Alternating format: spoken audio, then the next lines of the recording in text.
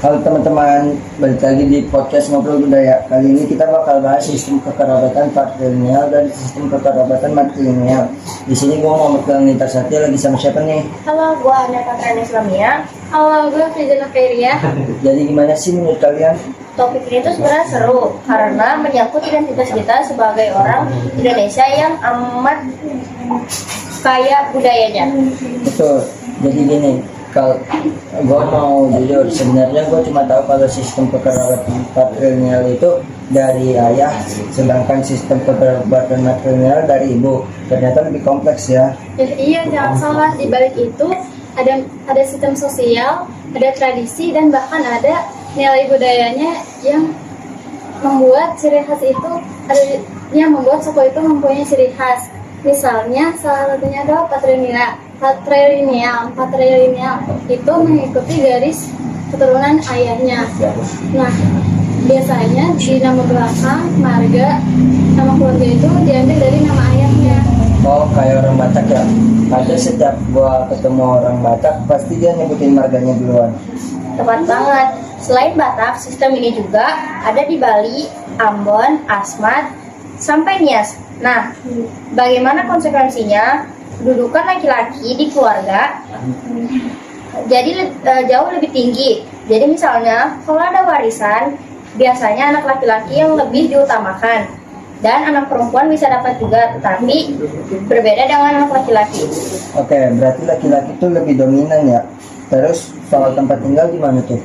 Nah, ini menarik nih. Kalau nikah, istri biasanya ikut suami tinggal di tempat suami atau di lingkungan suami. Itu istilah forlikal. Jadi ibaratnya si perempuan keluar dari rumah keluarganya dan masuk pergi ke keluarga suaminya. Berarti perempuan tuh kayak diterima ke keluarga suami. Beda banget sama matrilineal ya. Bisa ceritain sistem kekerabatan matrilineal nggak? Oke, jadi matrilineal itu kebalikannya. Matrilineal itu mengikuti garis keturunan ibu. Contoh paling terkenal itu di Minangkabau. Dia itu termasuk sistem matrilineal terkenal di dunia.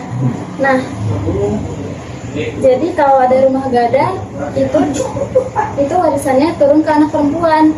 Wih, keren juga. Jadi perempuan punya posisi penting banget dong. Ya, perempuan itu jadi pusat identitas keluarga. Anak-anak juga dianggap bagian dari keluarga ibunya. Nah, uniknya laki-laki tetap punya peran, tapi beda. Bukan ayah, melainkan mama atau saudara laki-laki dan ibu yang ikut ngurusin anak-anaknya. Waduh, jadi kalau aku orang Minang yang bicara ngurusin aku itu bisa jadi bukan bapakku tapi omku. Nah, bisa jadi. Jadi ada semacam tanggung jawab kolektif. Gak cuma ayah ibu, tapi keluarga besar juga ikut ambil. Itu kenapa sistem matrilineal dianggap lebih komunal, gak individual. Menarik. Nah, kalau di Jawa, Flores juga ada matrilineal kan? Betul, di sana juga garis keturunan lewat ibu. Jadi bukan cuma Minangkabau, walaupun Minang memang paling terkenal.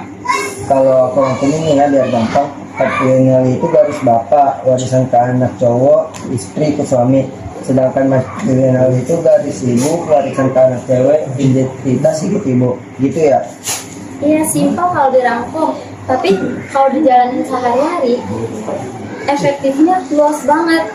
Kayak soal pemilikan tanah, kalau tinggal setelah menikah, sampai hubungan keluarga besar, itu semua diatur sama sistem ini.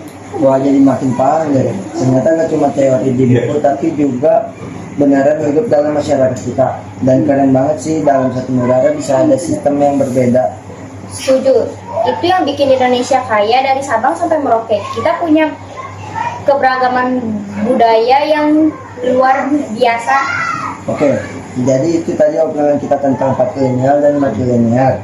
Semoga kalian yang dengerin jadi lebih kebayang bedanya. Jangan lupa kalau ketemu temen yang nyebutin marganya duluan, berarti dia sistem kekerabatan patrilineal sih.